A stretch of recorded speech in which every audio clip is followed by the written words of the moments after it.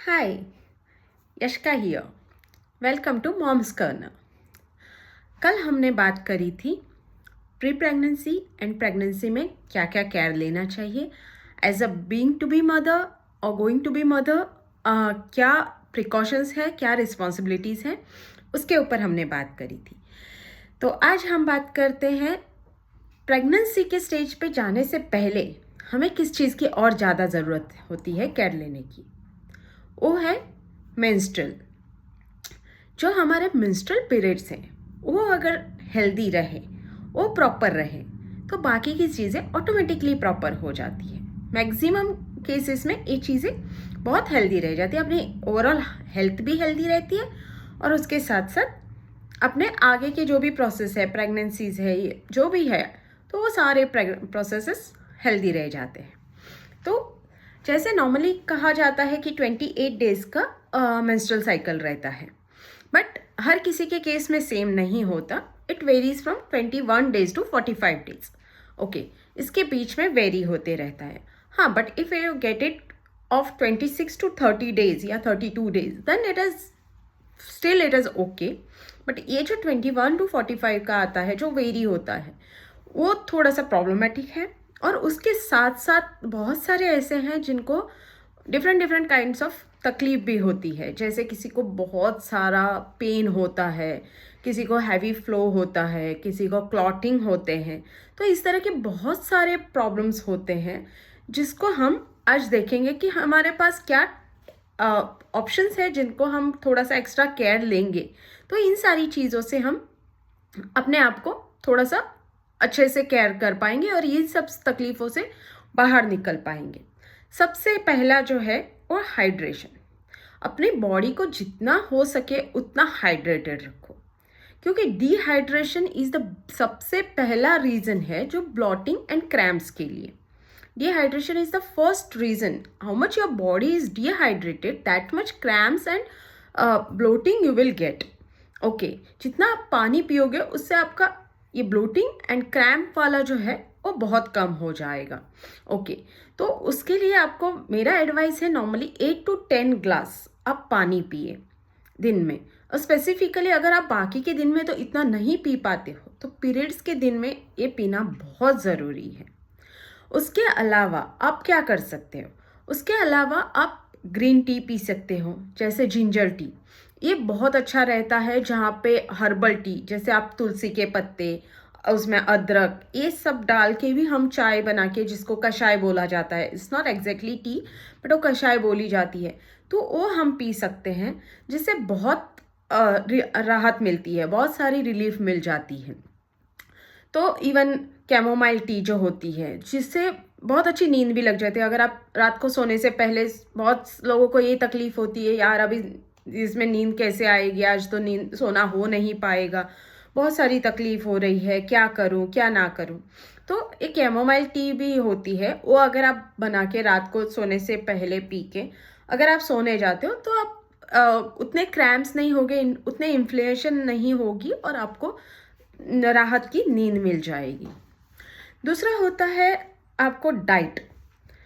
तो डाइट इसमें बहुत ज़रूरी है, क्योंकि कुछ लोगों को इतना ज़्यादा ब्लड फ्लो जाता है जहाँ पे एनीमिया की प्रॉब्लम्स आ सकती है। कुछ लोग होते हैं कि जो पीरियड्स में एकदम पूरा वाइट हो जाते हैं, पूरा चक्कर आने जैसा, एकदम से वीकनेस आ जाती है। तो ये सारी चीज़ें हो जाती है due to heavy blood flow. तो उसके लिए आपको आयरन रिच जो भी फूड है, जैसे स्पिनच है, बीन्स है, ये सारी चीज़ें आपको खानी है। अगर आप नॉन वेजिटेरियन हो तो आप मीट भी खा सकते हो, रेड मीट खाने से भी ये चीज़ें फ़र्क पड़ सकती है। ओके, दूसरा उसमें होता है मैग्नीशियम रिच फूड, जो कि अपने मसल क्रैम्प्स के लिए बहुत ज़्यादा असरदार होता है, जिसको आप डार्क चॉकलेट खा सकते हो, अवाकाडो खा सकते हो, बनानास खा सकते हो, नट्स खा सकते हो, ये सारी चीज़ें आप खा सकते हो जिससे मैग्नीशियम आपके बॉडी में बढ़ जाए। दूसरा होता है एंटी इन्फ्लेमेशनरी फूड, जो भी अपने बॉडी से नर्व्स जो पेन होते हैं या एकदम से अलग से थकान जैसा कुछ तो अलग लग रहा है, उसके लिए आप बेरीज खा सकते हो। और अगर नॉन वेजिटेरियन हो तो फिश भी खा सकते हो, जो कि ओमेगा 3 रिच होता है, विच इज़ वेरी गुड। अगर वो नॉन वेजिटेरियन हो तो फिश खा सकते हो। अगर वेजिटेरियंस हो तो हर तरह के बेरीज आप खा सकते हो, जिससे आपके बॉडी में एंटी इन्फ्लेमरीज ये आ जाएंगी।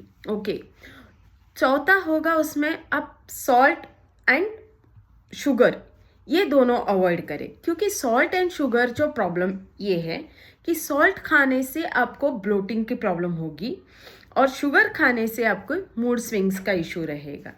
ओके, ये दो चीज़ें आप में सबसे ज़्यादा रहेगी। तो इसीलिए ड्यूरिंग मेंस्ट्रुअल आप सॉल्ट एंड शुगर एक्सेस ना खाएं। अपन नॉर्मली खाने में बिना शुगर और बिना सॉल्ट के अपन खा नहीं सकते, तो उस हिसाब से थोड़ा बहुत खा सकते हैं। Okay, next is regular exercise.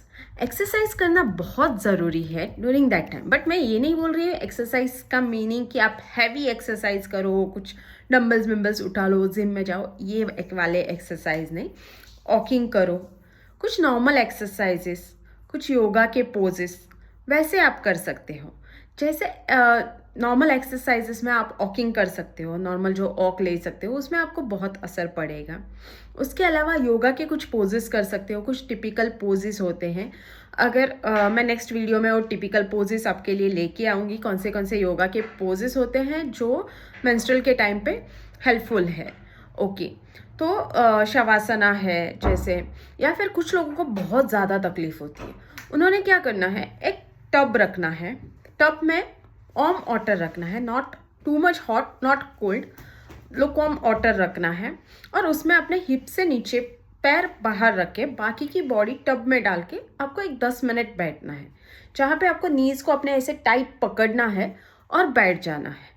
जिसके चलते आपको क्या होगा कि एक यूट्रस को और आपके पाइप को दोनों को एक रिलीफ मिल जाएगी, और जहाँ पे चल के आपके ब्लोटिंग या क्रैम्स जो होते हैं उसमें बहुत आपको राहत मिलेगी। और इस चीज़ से और एक चीज़ होती है कि आपको पीरियड्स भी रेगुलर आने चालू हो जाएंगे। अगर आपके बहुत इरेगुलर पीरियड्स आ रहे हैं तो मैं एडवाइस करूँगी आप एक चीज़ हर रोज़ करें। आप जब नहाने जाते हो तो नहाने से 10 मिनट आप एक्स्ट्रा टाइम ले लो, उसमें से 10 मिनट आप वो टब में बैठ जाओ, और उसके बाद वो पानी फेंक के फिर आप प्रॉपर नहा के बाहर निकल जाओ। तो उससे आपको बहुत असर दिखेगा। आपको जितने तकलीफ हो रहे हैं वो तकलीफ में से आपको रिलीफ मिलती जाएगी। ओके, वो हो गया एक्सरसाइजेस के लिए। दूसरा होता है मैनेज पेन। पेन कैसे मैनेज करें यार, ये सब आप बता रहे हो तो इतना मुझे पेन होता है, आप मेरे पेन के लिए कुछ तो बोलो। तो सबसे पहला एंड बेस्ट ऑप्शन जो हर कोई करता है that is hot water bag. Okay, hot water bag को तो आप हर बार यूज़ करते ही हो हर कोई। अगर कोई नहीं करता है उनको भी मैं बता दूं कि hot water bag is the best option. आप पेट पे लगा के रख सकते हो, बैक साइड में आपको अगर बहुत पेन हो रही है वहाँ पे आप रख सकते हो, जिसमें आपको बहुत ज़्यादा रिलीफ मिलेगी। उसके साथ साथ आप ऑयल्स का मसाज कर सकते हो। जैसे कुछ एसेंशियल ऑयल्स होते हैं, जैसे लैवेंडर ऑयल है, या फिर सैग ऑयल है, क्लैरी सैग ऑयल, ये भी मिल जाता है। अगर आप लेते हो तो एसेंशियल ऑयल्स जहाँ पे मिल जाते हैं वहाँ पे ये मिल जाता है। तो अगर वो छोटी सी बॉटल आप ला के भी रखो, ऐसा नहीं है कि आपको डायरेक्ट अप्लाई करना है। ये ऑयल को आपको क्या करना है, 4 ड्रॉप ऑफ एसेंशियल ऑयल, जैसे आप लैवेंडर ऑयल यूज़ कर रहे हो समझो, तो लैवेंडर ऑयल की 4 बूंद और उसके साथ 10 बूंद कोकोनट ऑयल के, ये दोनों आप मिक्स करो and then you apply it on your abdomen, और रिजल्ट देखो, इसमें बहुत असर पड़ता है, which I personally use and I suggest you to use. उसमें बहुत ज़्यादा फर्क पड़ जाता है। उसके बाद है प्रैक्टिस गुड हाइजीन। मेंस्ट्रुअल का या फिर अपने नॉर्मल हेल्थ के लिए भी हमें हाइजीन बहुत ज़रूरी है, और हाइजीन का ख्याल रखना हमारा रिस्पॉन्सिबिलिटी है, and specially in for ladies during the periods it is very very very important, right. तो नॉर्मली जो कोई पैड्स यूज़ करता है या टैम्पोन्स यूज़ करता है, they have to reuse it after, means change करे आफ्टर 4 to 6 आवर्स। ओके, ये नॉर्मल टाइमलाइन रहता है जो 4 से 6 घंटे के बीच में चेंज करे। अगर कोई मेंस्ट्रुअल कप यूज़ कर रहा है then they can change it same way after 4 to 6 hours, wash the cup properly and then reuse it. Even आप स्टार्टिंग में अभी समझो पीरियड्स आ गए, तो before using the cup also you have to put it in a hot water, you have to boil the water and then you have to use your cup. जैसे हम छोटे बेबीज़ का दूध पीने की बॉटल, उनके वो निपल्स, उनके ड्रॉपर्स, जो भी चीज़ें होती है उसको हम कैसे गर्म पानी में डाल के बॉईल करके निकालते हैं और उसके बाद हम उसको यूज़ करते हैं, सेम वे हमें मेंस्ट्रुअल कप को भी उसी हिसाब से यूज़ करना चाहिए। उसको आप डायरेक्टली यूज़ नहीं कर सकते। And after every use you have to wash it with hot water and then only you can use it. Okay. And जैसे लग जाता है आपको अपने पीरियड्स ख़त्म हो गए, तो वापस आपको गर्म पानी में डाल के उसको बॉईल करके फिर उसको वॉश करके आपको पैक करके रख देना होता है। Okay. Then intimate hygiene. Intimate hygiene also is one of the very important part. आपको खुद की इंटीमेट हाइजीन की बहुत ध्यान देना ज़रूरी है। उसके लिए बहुत सारे प्रोडक्ट्स आजकल मार्केट में अवेलेबल हैं जो कि पीएच बैलेंस रखने वाले वो सब होते हैं। नॉर्मली बोला जाता है कि सोप या फिर जो चीज़ें होती हैं जिसमें बहुत सारे कॉस्मेटिक्स होते हैं, केमिकल्स बेस्ड होते हैं, जो कि अपने इंटीमेट के लिए अच्छा नहीं है और जिनसे इंटीमेट हाइजीन पीएच बैलेंस नहीं होता। तो उस हिसाब से हमें चीज़ें यूज़ करनी है, या फिर कोई माइल्ड सोप या फिर प्लेन वाटर से आप अपना इंटीमेट का वॉश कर लो, क्लीन कर लो, which is very important. Next is track your cycle. आपका मेंस्ट्रुअल साइकिल कितने दिन में आता है ये ट्रैक करना बहुत ज़रूरी है। जहाँ पे आपका अगर पीरियड्स इरेगुलर आ रहे हैं या फिर आपके पीरियड्स में कभी पहले आ रहा है, कभी 4 दिन के बाद आ रहा है, कोई कुछ आइडिया नहीं है, कुछ नहीं है, तो वो sign, it's not a good sign. तो आपको अपने पीरियड्स का एक ध्यान रखना चाहिए कि बाबा कब तक आ रहे हैं, क्या आ रहे हैं, क्या नहीं। ओके। Extremely heavy bleeding. कुछ लोगों को होता है कि बहुत ज़्यादा ब्लीडिंग होती है कि पता नहीं चलता, ब्लीडिंग्स के साथ साथ कुछ क्लॉट्स निकल जाते हैं, या कभी इतना ब्लड निकल जाता है कि समझ में नहीं आता, एवरी 2 घंटे में चेंज करना पड़ रहा है। That is also not a good thing. Okay. तो ये चीज़ों पे ज़्यादा ध्यान देने की ज़रूरत है, और उनके लिए अगर ये सारी चीज़ें आप ऊपर की फॉलो करते जाओगे जैसे मैंने अभी बताया आपको, तो उसमें से बहुत सारे डेवलपमेंट आपको खुद दिखाई देंगे कि अरे हाँ, ये चीज़ों से ये फ़र्क पड़ा हुआ है। नेक्स्ट इज़ लाइक कि रेस्ट एंड स्लीप, ये बहुत ज़रूरी है। ड्यूरिंग पीरियड्स आपको 7 to 8 आवर्स की नींद, नॉर्मली तो ह्यूमन बीइंग को 7 to 8 आवर्स की नींद बहुत ज़रूरी है, और पीरियड्स में तो प्रॉपर नींद होनी ज़रूरी है, क्योंकि एक तो पीरियड्स का प्रॉब्लम रहता है, पेन होती है, क्रैम्प्स आते हैं, ब्लोटिंग हो रहा है, फ्लो चल रहा है, तो उसमें नींद का इश्यूज तो रहता है, but you need to take 7 hours quality sleep. ये बहुत ज़रूरी है, जो कि हार्मोन्स को कंट्रोल करने में, नॉर्मलाइज करने में और आपके फैटिक को रेड्यूस करने में बहुत मदद करती है। तो बेस्ट स्लीप के लिए आपको क्या करना चाहिए, जैसे मैंने आपको बोला कैमोमाइल टी पी के सो जाओ, या फिर हर्ब्स की टी जैसे तुलसी, अदरक, ये सब डाल के उसकी टी बना के आप काढ़ा या जो भी बना के आप पी लो, और उसके बाद आप सो जाओ। हाइड्रेटेड रखो खुद को, तो बहुत सारा खुद के हेल्थ में बहुत सारा फ़र्क पड़ जाएगा। तो ये सारी चीज़ें आपको ये रहेगी।